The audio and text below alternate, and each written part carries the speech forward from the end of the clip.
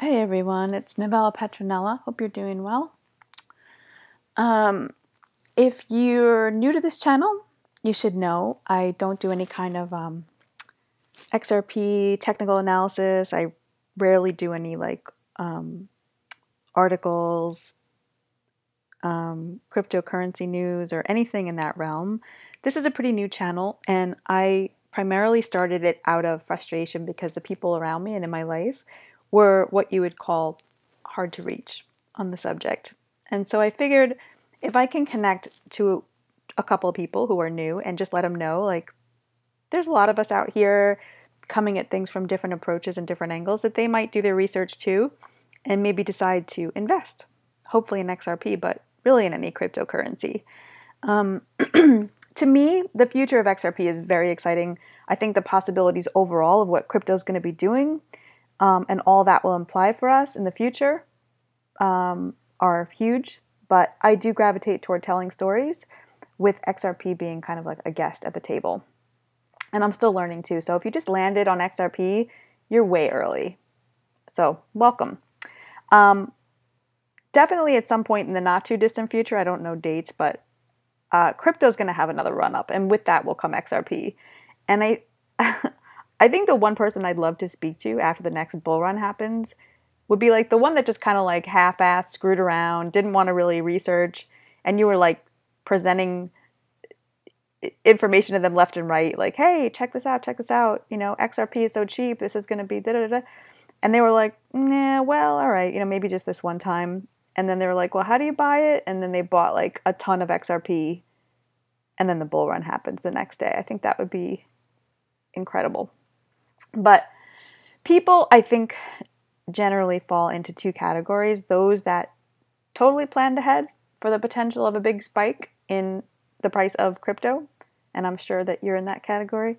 And then the other category would be those people that have kind of just been like announcing that once XRP moons and honeymoons and many moons, they're going to buy houses and cars and whatever the hell they're going to buy. Probably a high likelihood that they're going to be severely panicked when it dawns on them that it can be very lonely being the only one having money around you and having no one to really talk to about it, because, you know, they haven't yet developed any kind of financial intelligence or like a real plan, and their friends are no help.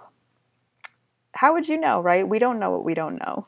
So I wanted to take the time in this video to share some suggestions, you know, take them or leave them, just things that I've personally learned.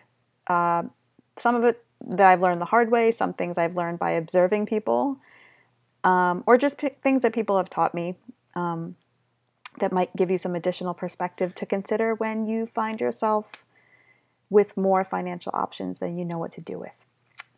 And also, there are lots of excellent veteran XRP YouTube channels here with stellar content and amazing suggestions on this kind of stuff as well. They're easy to spot. You can find them by their high subscriber count. So check them out. I would start by saying, number one, always trust your intuition. Trust your gut. It's never going to lie to you. You know, the way that I operate in the world is that there are always signs, you know, if I pay attention, if I tune into them, you know, so pay attention to what's going on around you. You'd be surprised. I hear a lot of people saying lately that they're getting the feeling that XRP is going to really take off soon. And of course, the news is pointing that way and has been for a while. I have the same feeling, but I just don't talk about it too much because the people in my life think I'm crazy enough. So sometimes I have to rein it in and like just stick to one topic at a time so I can get their attention. But I think that most, if not all of us, have a sixth sense about things. But because it's not something that the world really gives a lot of credibility to, it seems very illogical to us to think that intuition would have any kind of real merit in our lives. So we just stick with facts, you know, which is good too. Personally, I think intuition is actually the mark of a really good, a really smart business person. I think most business people that I know have exceptional intuition, especially where it comes to things like decision making. I know this because I know a lot of people, and so consequently I know some business people too. I'm not one of them. I'm just a very keen observer of the human psyche, I guess you could say. My mom was a psychoanalyst, so I could probably tell you why we do certain things, but I just can't always tell you how we do it on the back end. There's other people for that. But I've learned to really trust my intuition, and I will always see signs of it everywhere around me if I pay attention. I think it's there for a reason to help us. Recently, that's how I knew it was time for me to leave the state of California. It's a feeling that I've had for a long time, but I just kept pushing it away and ignoring it because I was looking for more logical evidence. And then I started just seeing more and more signs everywhere, and then I just couldn't ignore it anymore. It was like, right in front of my face. And so yesterday was my last day at this job that I've had for years. And I left there once before. I think I had been there for a year because I got recruited for what I thought was a better job. It was better paying. And so this job is a nonprofit consulting firm. So being a nonprofit, when people leave the company, every time they leave the organization, they like to write really emotional goodbye letters to everybody in the company. So my letter to the company yesterday was kind of quick. It just ended with like, hey, P.S., last time I'm going to say it, look into XRP. But when I left the company the first time, I wrote this goodbye letter, and I told them about this TV show that was on a long time ago called Happy Days. And in one of the last episodes, I didn't see it, but the episode was that the main character, who's called the Fonz or Fonzie, is water skiing, and in one scene, he jumps over a shark. But because the shark was so fake looking and the whole episode was totally ridiculous, that was the moment that people said was the end of that show, and it coined the term jumping the shark. So I explained in my letter, I'm leaving here because pretty much I've jumped the shark here. And they gave me a really nice party, and then I left, and then I immediately regretted it because the new company was completely toxic. The managers were evil. I think the women were catty bitches. I just hated it. The only good thing about it was the money, which really wasn't worth it, but I ignored it because the money was good. And so it was just a horrible experience. And one day I took the elevator downstairs to get a drink from this store that was inside the building. And I turn around and I see this really depressed looking guy just totally sitting alone at one of the tables. There were like these little tables in the store. And I thought I knew him from somewhere. So when I was leaving, I just kind of slowed down to see if I did know him. It was fucking Fonzie. Literally, it was the actor sitting there at the table. So I went back upstairs and I told one of my coworkers, look, I have to get out of here soon. And she's like, why? I said, Fonzie is downstairs. Things are only going to get worse. It's an omen. I need to leave. And it turns out I was right. The next couple of months, like all hell broke loose there. And I did leave. I just knew it. I mean, he was probably there to meet somebody, but to me, it was definitely, what are the odds, right? So anyway, learn to trust your intuition. It's never, ever, ever going to lie to you. Secondly, I would say stay away from toxic people. I think this is huge. You think this has nothing to do with money, but it really does. I have 2 friends that I limit contact with. For the most part, I've cut them out of my life completely. One of them, every time we speak, my body literally hurts for like a half hour after that. It's weird. It's like a physical entity that comes out and attacks me when we talk. Not to be dramatic, but just because you can't see it, it doesn't mean it's not happening. The other friend is, I guess she's never really happy for me, but she's always happy to discuss problems when they come up. It like gets her happy. I've really become hip to it, so I just stopped talking about anything good with her or bad. So you just keep it moving, step over the bodies. There's an author, I have her queued up here. Her name is Vanessa Edwards. She has a few pretty interesting videos out. She has some books out, but there's one that I think is really good if you want to check it out. The concept is that she talks about friends that you feel ambivalent toward or that it's toxic to you in some way and how damaging that can be to you to have them in your life. There was an actual study done on it, which she talks about, and you can also see that, but I'll link it in the below the video. But there's one question that she uses as a kind of litmus test, which is, are you ever doubting that this person is really happy for you? And if the answer is yes, I think this alone can cost you greatly in many ways, not just financially, but think about it. if you have people in your circle and even one of them is like consistently undermining you, even if it's like in a passive aggressive way, which to me is worse, that's going to chip away at you and your efforts. And no one needs it. So I guess you could ask yourself, are they as happy as you are when you tell them good news? And if you don't know, check in with your intuition, check in with your gut. It's never going to lie to you. And I've seen pretty people that were like supposedly well-meaning friends, I've seen them take other people down just by undermining them. And if you're still not sure, just bring your dog around them or your child around the person. I think animals and kids are pretty unfiltered with their opinions. So moving on from that, another concept that I really like is just to surround yourself with other successful people. It doesn't have to just mean with finances, but there's a saying that you're the sum total of the 5 people that you interact with the most. And that if you combine the salaries of the 5 of you, you're going to find that your income level is usually pretty accurate.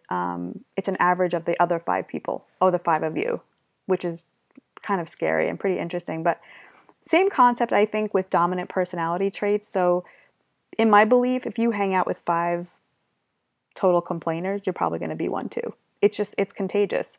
And then the opposite is true. If people are talking about, upbeat things, they're positive. You've probably seen when there are friends that tend to hang out a lot, they start dressing the same.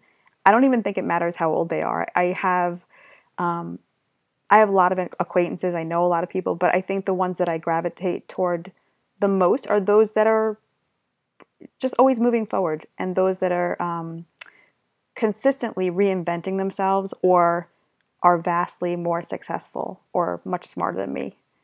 Unless I'm looking for writing material, then I'll hang out with anybody. Next, I think this happens to more people than you would think. So you can file this under plan things out with some kind of advisor, financial advisor, or mentor, or just a wise person. XRP Anonymous has a great video about making your money work for you. Check that out too. I think it's one of his earlier videos. But if you do come into a lot of money, which you probably will if you've positioned yourself correctly when XRP springboards back up, you can use lottery winner Gerald Muswagon's story as a warning. I think you probably should have just won the lottery for that name, but so I have article here. Get it? Hold on. Gerald became a multimillionaire after winning the jackpot when he bought a ticket for just $2. That's like 8 XRP right now. Immediately after his win, he went on a spending spree and bought new cars for his family and friends. I'll bet you some of them didn't even like the guy. He bought a new house that he called the party pad, that's in quotes, and it was also alleged that he bought 8 brand new big screen TVs for friends in a 24-hour shopping stint. His cousin Mike Muswagon said he didn't have the right people around him at the time, people who could have guided him. A lot of people asked a lot out of him. Gerald's party pad ensured that he soon became exposed to a lifestyle that involved ungodly amounts of alcohol and drugs 24 hours a day. He continued his criminal ways in November of 2002 when he repeatedly fondled a 19-year-old woman. Jesus, this is getting dark. A woman he had asked to help tidy his house while he mourned the sudden death of his wife, Virginia, only weeks earlier. Ugh. Sounds like Gerald Muswagon had some other problems too, maybe? Just speculation. But he was ultimately forced to take a job doing heavy lifting on a friend's farm just to make ends meet while supporting his girlfriend and 6 young children. Oh my God. Could you imagine that conversation? Like on the farm, hey, Muswagon, I'm going to need you to lift some more farm stuff. And then Muswagon's like, I used to own a farm. Mr. Muswagon hanged himself in his parents' garage. Oy. Just a little parting gift to the people that spawned him, I guess. So that's Gerald. And not just actually happens to women. I have someone else up here. Callie Rogers from Britain. Tell her what she won. She won, I think it was just under $2 million. Blah, blah, blah. Boob jobs, cocaine, forced suicide attempts, and then lost everything. Pretty straightforward. That's the before, and that is the after picture. So, yeah, she said it was the worst thing to happen to her. I would probably argue that the 4 suicide attempts were maybe worst. So enough about her. Just a side note, you know what I would really love? I would love it if after the next bull run, you know, like when all the people are always like saying nasty things, like doesn't have to be Bitcoin, but just like from any other like camp, so to speak, which is ridiculous to me, but they're always like talking shit. I would love it if after the next bull run or like when XRP goes to like $10 or $20 or something, everyone in the XRP community just like totally trolls their Twitter accounts with clickbait titles. Like there'd be a picture of a guy standing in front of a new car or something, and then it would say, everyone said it would never happen with Bitcoin. But then when you open it, it says, but look at what Bobby bought with his XRP. Or like there's another picture and it says, no one expected Bitcoin to do this at their grandmother's funeral.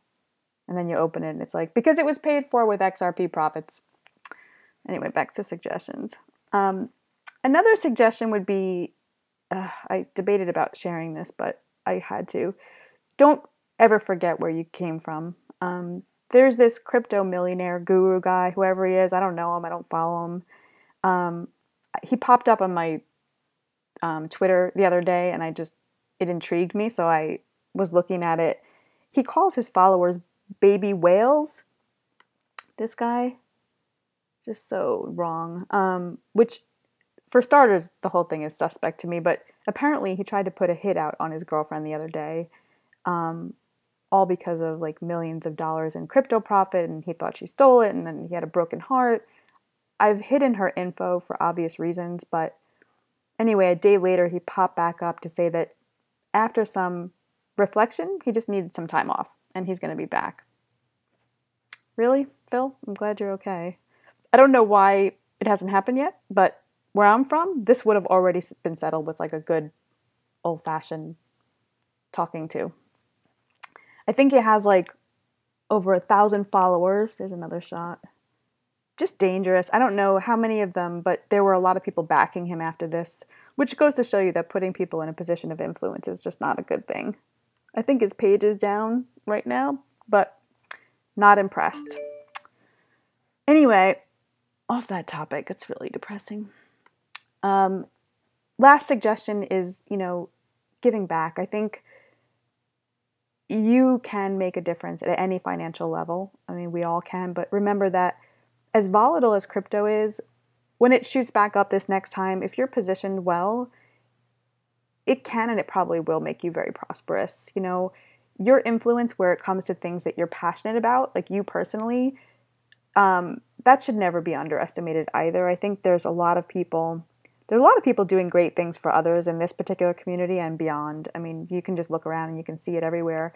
I think the most successful people that I know give back, and they give to less fortunate people and to less fortunate entities in extraordinary ways, which I find really inspiring.